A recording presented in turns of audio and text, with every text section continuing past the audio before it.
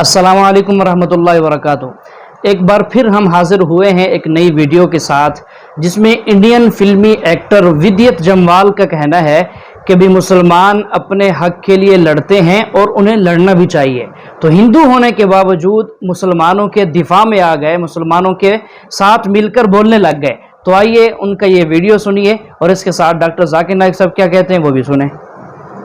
मैं बोलता हूँ कि इस देश का मुसलमान अपने हक के लिए लड़ता है और उसे लड़ना भी चाहिए। इस देश का मुसलमान अपने हक के लिए लड़ता है और उसे लड़ना भी चाहिए। अक्सर मीडिया कहती है that Muslims are fundamentalist, the extremist.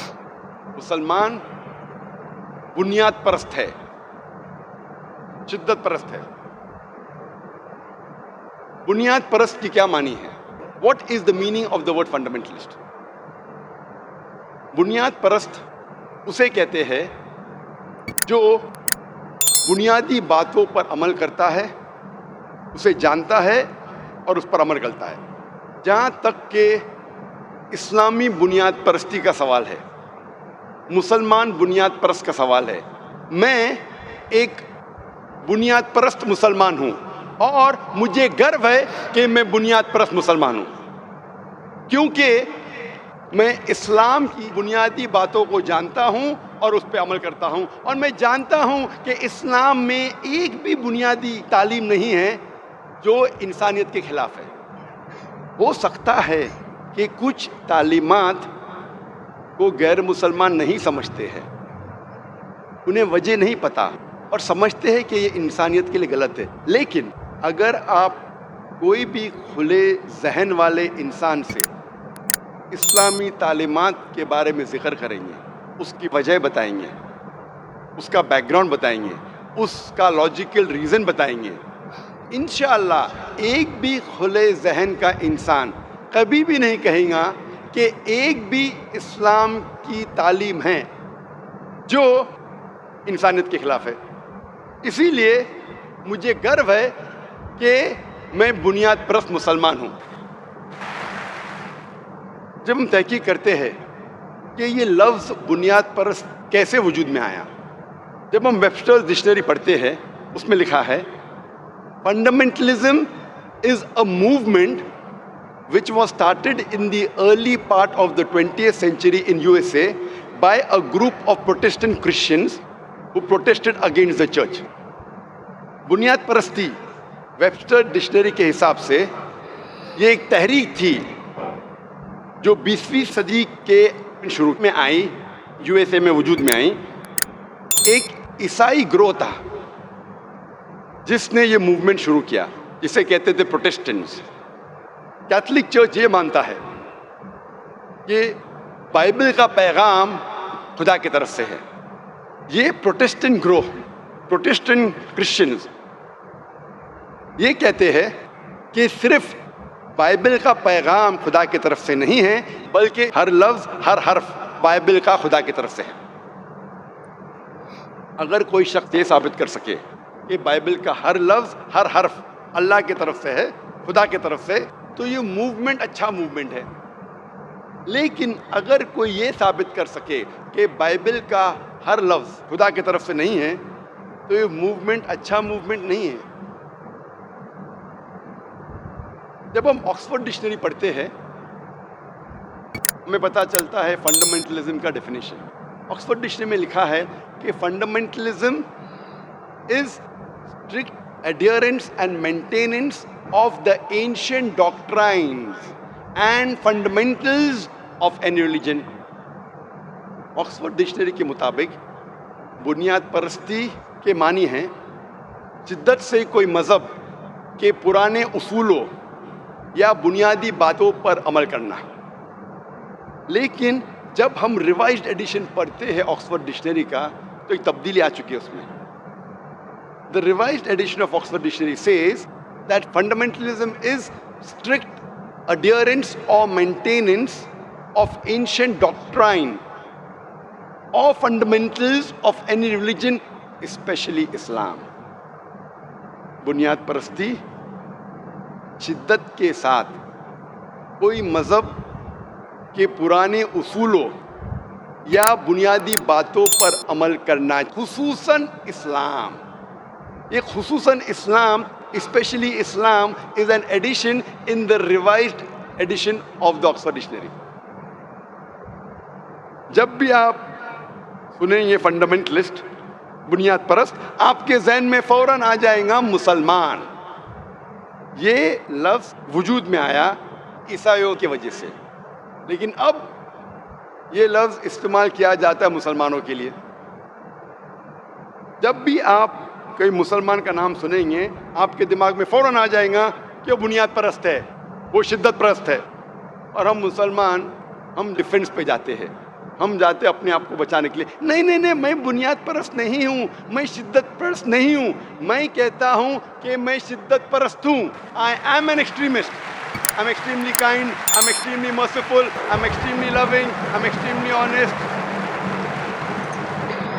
بالکل ڈاکٹر صاحب، یہ جو بات کر رہے ہیں یہ تو میں سمجھتا ہوں قرآن پاک کی ایک آیت کا مفہوم ہے کہ جس کو اللہ تعالیٰ نے 26ویں پارے میں ارشاد فرمایا ہے، اعوذ باللہ من الشیطان الرجیم والذین معہ اشداء علی الکفار رحماء بینہم. صحابہ کرام کی اللہ تعالیٰ نے ایک تعریف کی ہے کہ یہ صحابہ، یہ مسلمانوں کی جماعت، یہ کافروں کے خلاف شدت پرست ہیں، یہ شدت پرستی اختیار کرتے ہیں، شدت کو اختیار کرتے ہیں، اور آپس میں رحماء بینہم، آپس میں محبت رکھتے ہیں، آپس میں الفت رکھتے ہیں. تو ڈاکٹر صاحب بالکل اسی آیت کے تحت یہ بیان کر رہے ہیں. میں کہتا ہوں کہ میں شدت پرست ہوں، میں شدت سے رحم کرتا ہوں، میں شدت سے پیار کرتا ہوں، میں شدت سے دیا کرتا ہوں، میں شدت سے عدل کرتا ہوں، میں شدت پرست ہوں. میں یہ جاننا چاہتا ہوں کہ یہ شدت پرستی انسانیت کے لیے کیوں بری ہے؟ میں صحیح دشا میں شدت پرست ہوں، غلط طرف شدت پرستی انسانیت کے لیے بری بات ہے. لیکن قرآن مجید میں لکھا ہے کہ آپ کو شدت کے ساتھ دیا کرنا چاہیے، شدت کے ساتھ پیار کرنا چاہیے، شدت کے ساتھ رحم کرنا چاہیے. جب عدل کرے تو شدت کے ساتھ کرو. یہ مت کہو کہ اگر میرا فائدہ ہے تو میں عدل کروں گا، نقصان ہے تو عدل نہیں کروں گا. شدت سے عدل کرنا ہر مسلمان کے لیے فرض ہے. ہم مسلمان اکثر ڈر جاتے ہیں، ہم مسلمان ڈیفنس کے لیے جاتے ہیں، اپنے بچاؤ کے لیے، اور ہمارے قرآن کا پیغام بھول جاتے ہیں. آج کی میڈیا کہتی ہے کہ مسلمان دہشت گرد ہے، مسلمز آر ٹیررسٹ. کئی بار وہی انسان، وہی کام، لیکن اس کو دیے جاتے دو القاب. میں آپ کو مثال دوں گا. 60 سال پہلے، 70 سال پہلے، 80 سال پہلے جب انگریز ہمارے دیش پہ حکومت کرتے تھے، اس وقت کئی ہندوستانی اس دیش کی آزادی کے لیے لڑ رہے تھے. یہ لوگ